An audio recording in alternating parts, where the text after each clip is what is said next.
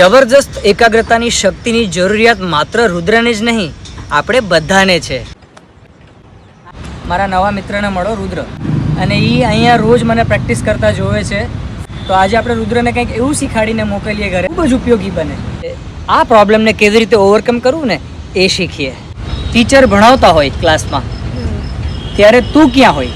જો તું તો ક્લાસમાં છે, મેડમ ભણાવે છે, તું ક્લાસમાં છે, તારી નજર મેડમ ઉપર જ છે જે મેડમ ભણાવે છે, પણ તારા વિચાર ક્યાં છે? મારા વિચાર કંઈક બીજે જ હોય. ચાલ, તો હવે પછી ક્લાસમાં રુદ્ર પણ હોય અને રુદ્રના વિચાર પણ હોય એવી સરસ મજાની યોગિક ટેકનિક શીખીએ આપણે. કમર ગરદન સીધી, બંને હાથ ચિન મુદ્રામાં. પોતાની નાસિકાનો અગ્રભાગ જોવાનો પ્રયાસ કરો. સતત 2 થી 5 મિનિટ સુધી નાસિકાનો અગ્રભાગ જોતા રહો. તો રુદ્ર જ્યારે ક્લાસમાં ભણતો હોય છે ત્યારે રુદ્ર તો ક્લાસમાં હોય છે, પણ મેન્ટલી રુદ્ર ક્યાંય બીજે હોય છે. કે આ પ્રમાણેની પ્રોબ્લેમ આપ સૌએ ફેસ કરી હશે.